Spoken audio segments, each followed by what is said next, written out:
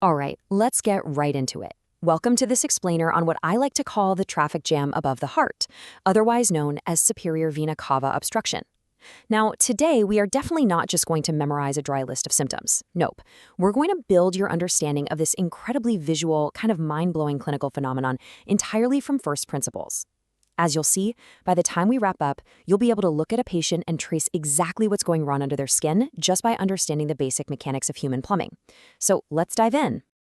Okay, I want you to picture this visceral clinical scene for a second. You're examining a patient, right? And they lean forward to pick something up off the floor. As they do, boom, their face turns visibly darker. It suddenly looks way more swollen, way more distressed, and it is happening right in front of your eyes. You immediately lean them back upright and it partially resolves. Now, that single positional change you just witnessed, that isn't just some clinical curiosity. It's actually one of the most striking physical signs in all of medicine. So, you have to ask yourself, why is gravity suddenly picking a fight with this person's own veins? What is the mechanical mystery happening here? Well, it turns out this reaction tells you exactly where a hidden obstruction sits and exactly why it's causing such immediate distress. What you're watching in real time is a direct, literal demonstration of gravity battling against a blocked vein. Which brings us to the core issue, superior vena cava or SVC obstruction. This is fundamentally a massive traffic jam right above the heart. Think about it.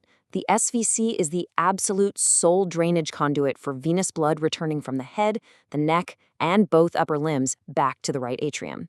That is an enormous amount of blood. But here's the major catch. We don't have any significant collateral pathways built into our bodies to handle that massive volume acutely. So if you block it, whether that's from something compressing it from the outside or a clot on the inside, everything that normally empties into it just backs up all at once. It's the shared drainage pathway for the entire upper body blocked right at its single point of convergence. And because of that massive bottleneck, the classic symptoms you see aren't just a random list to memorize for a board exam. They're a literal map of trapped, deoxygenated blood, desperately trying to find improvised alternative routes under extremely high pressure. It's like when the main highway is completely shut down, all those cars are forced to take tiny back roads. That facial, neck, and head swelling, the upper extremity edema, that is the direct consequence of blood that simply cannot drain forward.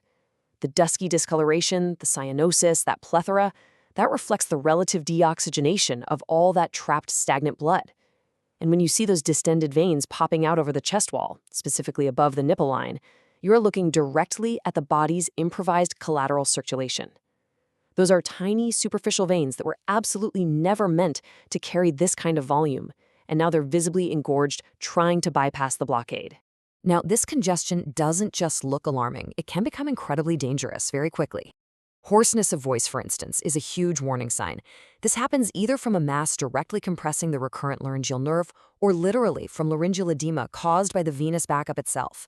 And the backup can go even higher.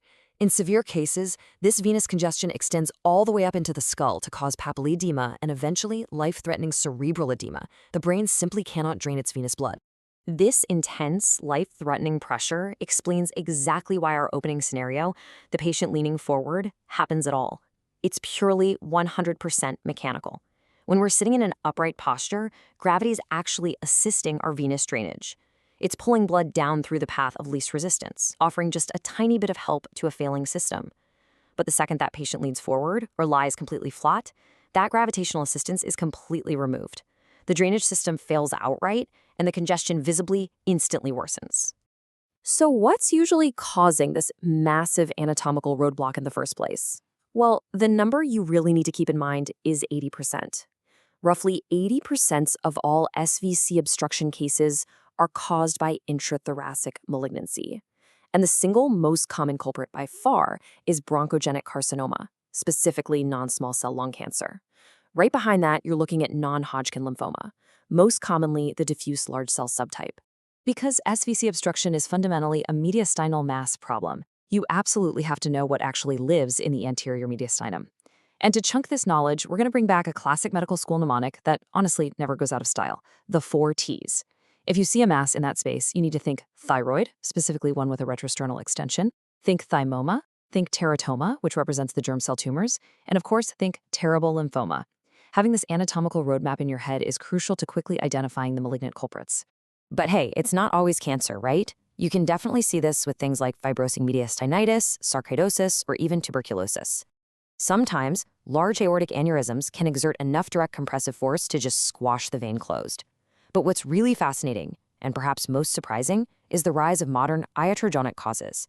Essentially, our own medical interventions are increasingly to blame. Central venous catheters and cardiac implantable device leads, like pacemaker wires, can cause direct mechanical obstruction, or they can trigger a massive catheter-related thrombosis right inside the SVC itself. When a patient comes in with these dramatic signs, your workup needs to be fast and it needs to be precise. A CT scan with contrast is absolutely your primary go-to imaging tool here. It confirms the exact site of the obstruction, it maps out how far it extends, and it characterizes the underlying mass. You really only want to keep an MRI in your back pocket as a backup for patients where iodinated contrast is strictly contraindicated. Okay, this brings us to a massive, genuinely crucial diagnostic trap, so pay close attention here. When you see a patient swelling up, their face darkening, they're struggling to breathe, the temptation to immediately blast them with high-dose reflex steroids is huge. But you must resist that urge if you suspect lymphoma. Actually, scratch that. You have to resist it. Reflex steroids can literally lyse or completely destroy lymphomatous tissue. If you melt away that tissue before getting a CT-guided or open biopsy, you totally obliterate the histological evidence you need to make the diagnosis. An accurate tissue biopsy dictates the correct definitive treatment. You just cannot treat blinding before you know exactly what enemy you're fighting. Now, while you are urgently arranging for that biopsy and figuring out definitive treatment, you have to rely on general supportive measures to keep them safe. Remember those gravity mechanics we talked about earlier? Use them to your advantage. Elevate the head of the bed to give gravity a chance to assist that failing venous return. Get them on supplemental oxygen. And yes, okay, you can use corticosteroids specifically and very carefully when dangerous laryngeal or cerebral edema is present, but that is just to temporarily reduce the life-threatening inflammatory swelling around the obstruction. When it comes to actually fixing the problem definitively, we are currently living through a major paradigm shift in medicine. Based on accumulating evidence and recent 2024 literature, the historical mainstay of hitting it with radiotherapy is no longer the automatic first step. While modern hypofractionated radiotherapy still works well and takes a couple of weeks to really provide relief, the preferred modern first-line intervention today is endovascular stenting. Why the shift? Because stenting offers rapid symptomatic relief. We're talking days, sometimes hours, not weeks. It quickly props open that blocked highway, which decouples the urgent need for symptom control from the much slower process of diagnosing and treating the underlying cancer. It is an absolute game changer. So the takeaway here is you have to tailor the fix to the exact cause. If you find out the obstruction is actually an iatrogenic catheter-related thrombosis, well, you don't need radiation for that. You need anticoagulation or thrombolysis to dissolve the clot, and you probably need to pull the line.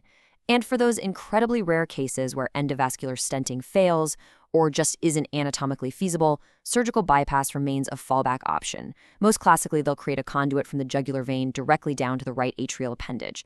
But again, that's a very rare fallback these days. Since bronchogenic carcinoma is sitting behind the vast majority of these presentations, your physical exam definitely shouldn't stop at the neck. You need to look for the classic exam signature of lung cancer. Look for cachexia, look for nicotine staining on the fingers, check for finger clubbing, and cervical lymphadenopathy that suggests regional spread. Listen closely to the chest for consolidation, collapse, or pleural effusion. And be astute here. You have to distinguish the actual disease from the treatment. If you see diffuse alopecia, that means chemotherapy is already started. If you see skin hyperpigmentation over the chest, that means radiotherapy is already underway.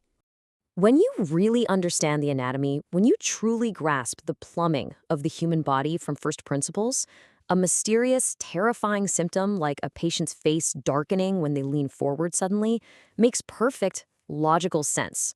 It's one shared drainage vessel, one single point of obstruction, and an entire upper body circulation frantically trying to reroute itself right in front of your eyes. That is superior vena cava obstruction.